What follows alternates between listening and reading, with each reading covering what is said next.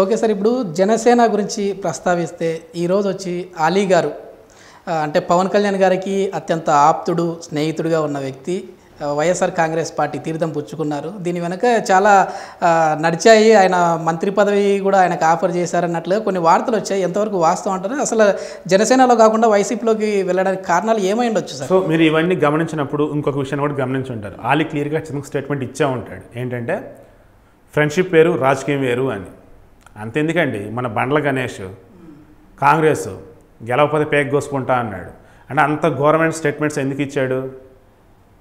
కాంగ్రెస్ మీద అనుకున్నటువంటి ఇష్టం, పిచ్చి ఏదైనా కావచ్చు, అది రాజకీయం. పవన్ కళ్యాణ్ నా గురువు, నా దేవుడు అని చెప్తూ ఉంటాడు. అదేంటి? అభిమానం, ప్రేమ. అది వేరు, ఇది వేరు. ఈరోజు ఆలీ విషయమే తీసుకుందాం. ఏకంగా ఆయన గుంటూరు ఈస్ట్లో ఓటర్ కూడా నమోదు చేయించుకున్నాడు. కాబట్టి ఆయన గుంటూరు ఈస్ట్ నుంచి పోటీ చేయబోతున్న టీడీపీ తరఫున అక్కడి నుంచి పోటీ చేసి గెలిస్తే ఖచ్చితంగా మంత్రి పదవి ఇస్తారని ఎక్స్పెక్ట్ చేస్తున్నాడు ఆయన. ఆ హామీ కనుక ఇవ్వకపోతే వేరే పార్టీకి వెళ్ళే అవకాశం ఉంటుందని కొద్దిగా వార్తలు వచ్చినాయి. ఆ వేలోనే ఈరోజు వైసీపీలోకి వెళ్ళడం చాలామంది అంటూ ఉన్నారు. అందులో నిజం కూడా అయి ఉండొచ్చు. ఎందుకంటే ఈరోజు రాజకీయాలకు వస్తున్న వాళ్ళు ఎవరైనా సరే ఖచ్చితంగా అధికారం, గుర్తింపు రెండు కోరుకునే వస్తారు. ఇప్పటివరకు డబ్బు సంపాదించుకున్నాం, ఆల్రెడీ గుర్తింపు బాగానే వచ్చింది, ఇక అధికారం కావాలి. నిజంగా ప్రజలకు ఏదైనా మంచి చేయాలంటే ఒక పదవిలో ఉండాలి. అది ఒక ప్రజాప్రతినిధి ఎమ్మెల్యేగా ఉంటే సరిపోదు, ఒక ఎంపీగా ఉంటే సరిపోదు, ఖచ్చితంగా మంత్రి పదవి ఉండాలి. ఎమ్మెల్యేగా అయినట్టు అది ఎంపీగా అయినట్టయితే కేంద్రంలో మంత్రి పదవి కనుకుంటే ఏదైనా మంచి చేయగలుగుతాం. సో ఆ వేలో ఆలీ మంచి మనసుతో ఆలోచించి ఉండొచ్చుగాక, స్వార్థభూత ఆలోచించి ఉండొచ్చుగాక. కానీ ఎవరైతే గెలిచిన తర్వాత ఆ ప్రభుత్వం కనుక ఉన్నట్లయితే మంత్రి పదవి ఇస్తానని హామీ ఇచ్చి ఉంటే వెళ్ళుంటాడని మీరు అంటున్నారు. ఆ రకం వార్తలు వస్తున్నాయని అంటున్నారు. నిజమై ఉండొచ్చు, దానిలో తప్పేముంది? ఒక స్టాండ్ తీసుకొని వెళ్తున్నాడు క్లారిటీగా, అందులో తప్పేం లేదు. నాకైతే తప్పేం అంత అనిపించట్లేదు. ఎందుకంటే ఒక పార్టీలో ఉండి వేరే పార్టీలోకి జంప్ అయ్యి అక్కడ మంత్రి పదవి ఆ రకం తీసుకోవట్లేదు. ఈయన ముందే ఆ పార్టీ గుర్తు మీద పోటీ చేయడానికి ముందు ఒక క్లారిటీ తీసుకున్నాడు. ఆ ప్రకారం ముందుకు వెళ్తూ ఉన్నాడు. ఈయనకి అర్హత లేకపోతే అసలు హామీ ఎవరు? అర్హత ఉంది కాబట్టి తీసుకుంటున్నారు, హామీ ఇచ్చి ఉంటారు, ముందుకు తీసుకెళ్ళబోతూ ఉన్నారు. సో సినీ గ్లామర్ అంతా కూడా ఎక్కువ వైసీపీ సైడే ఉన్నట్లు తెలుస్తుంది. ఎందుకు సార్? అంటే ఏమై ఉండొచ్చు ఇది? వైసీపీలో జగన్మోహన్ రెడ్డి తర్వాత రోజా, వీళ్ళిద్దరు కాకుండా వీరున్నారు ప్రజలందరిలో గుర్తింపు పొందిన వాళ్ళు అని చెప్పుకోదగ్గ వాళ్ళు ఎవరన్నా ఉన్నారంటే ఆయా నియోజకవర్గాల వారిగా, జిల్లాల వారిగా ఒకళ్ళిద్దరు మహా అయితే ఒక 10 మంది లోపు కనిపిస్తూ ఉంటారు.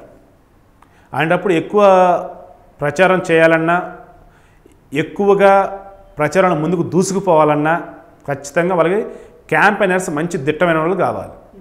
ఈరోజు మన భారతదేశం వ్యాప్తంగా చూసుకున్నప్పుడు సినిమా స్టార్లకు ఉన్నటువంటి గుర్తింపు అంతా ఎంత కాదు. వాళ్ళు ఒక మాట అంటే చాలు జయ జయధ్వానాల పనికి వాళ్ళు కొంతమంది ఉన్నారు.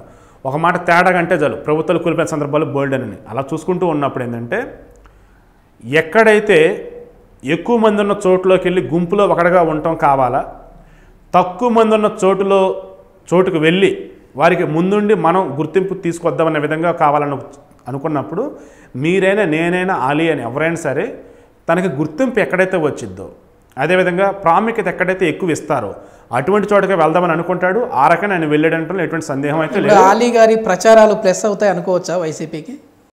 ఇప్పుడు ఆలీ ఇప్పటివరకు ఏంటంటే ఒక కమిడియన్గా అందరికీ తెలుసు, రాజకీయ నాయకుడు ఎవరికీ తెలియదు. ఇప్పుడు రాజకీయ నాయకుడు ఆ రకంగా ప్రచారం చేయడానికి ముందుకు వెళ్ళినప్పుడు అలీని కమిడియన్గా రిసీవ్ చేసుకుంటారా, రాజకీయ నాయకుడు రిసీవ్ చేసుకుంటారా? ఆ రాజకీయ నాయకుడు రిసీవ్ చేసుకునేటప్పుడు కూడా వైసీపీ తరపున రేపు ప్రభుత్వం గెలిచేటువంటి అభివృద్ధి పనులు చేస్తామని చెబుతున్నప్పుడు ఆ రకంగా ఆదరిస్తారా?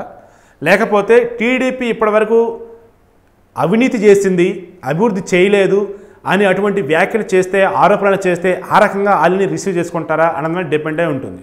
ఎందుకంటే నిన్న మొన్నటి వరకు కూడా టీడీపీలోకి వెళ్ళబోతున్నారని అనుకుంటూ ఉన్నారు. అలాంటప్పుడు ఆలీ వైసీపీలో జాయిన్ అయ్యాడు కాబట్టి ఇప్పుడు టీడీపీకి వ్యతిరేకమైన ప్రచారం అయితే చేయకూడదు. కేవలం వైసీపీ పాజిటివ్ అంశాలు ఏవైతే అవి తీసుకొని ముందుకెళ్ళాలి. సో ఆ వేళ కనుక ఆలీ వెళ్ళినట్లయితే పార్టీకి ప్లస్ అయింది. అలా కాకుండా టీడీపీని విమర్శిస్తూనో లేదంటే ఇంకో పార్టీ జనసేనను విమర్శిస్తూ కనుక ముందుకెళ్ళినట్లయితే అందరు రాజకీయ నాయకుడిలాగే ఆలీ కూడా పర్టికులర్ జనసేనని పవన్ కళ్యాణ్ గారిని విమర్శించే విధంగా అయితే కనపడట్లేదులేండి. ఎందుకంటే రాజకీయమే ఫ్రెండ్షిప్ అన్నారు కదా. కానీ ఇక్కడ మీరు ఒక మాట అన్నారు, విమర్శించలే కనిపించట్లేదని మీరు అంటున్నారు, మళ్ళీ రాజకీయమే ఫ్రెండ్షిప్ అంటున్నారు. అలాంటప్పుడు విమర్శించే దాఖలాలు ఎందుకుండవు? కాకపోతే పవన్ కళ్యాణ్ విమర్శించలేకపోవచ్చు, స్థానికంగా ఉన్నటువంటి రాజకీయ నాయకులు ఎవరైతే ఉన్నారో వాళ్ళు విమర్శిస్తారు కదా క్యాంపెయిన్ చేసేటప్పుడు. సో అలా చూసుకున్నప్పుడు ఏంటంటే అలీ మా ప్రభుత్వం వస్తే మేము ఏం చేస్తాము అన్న విధంగా వెళ్తేనే ప్లస్ అయింది వైసీపీకి. లేదు టీడీపీ అది చేసింది ఇది చేసింది ఆ తప్పు ఈ తప్పు అన్నప్పుడు మరి అటువంటి పార్టీ వాళ్ళతో నువ్వు ఎందుకు వెళ్ళి కలిసావు? సో అది మైనస్ అయింది.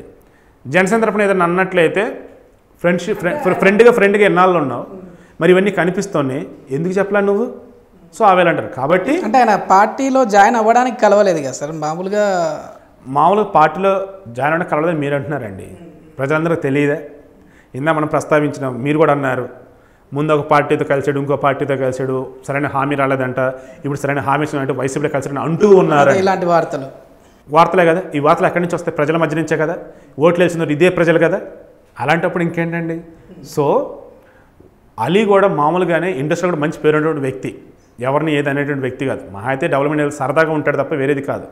అలా చూసుకున్నప్పుడు అలీ విమర్శించకుండా మేము వస్తే ఇది చేస్తాము అన్న వేళ ముందుకెళ్తే మాత్రం మంచి ప్లస్ అవుతుంది వైసీపీకి, నో డౌట్.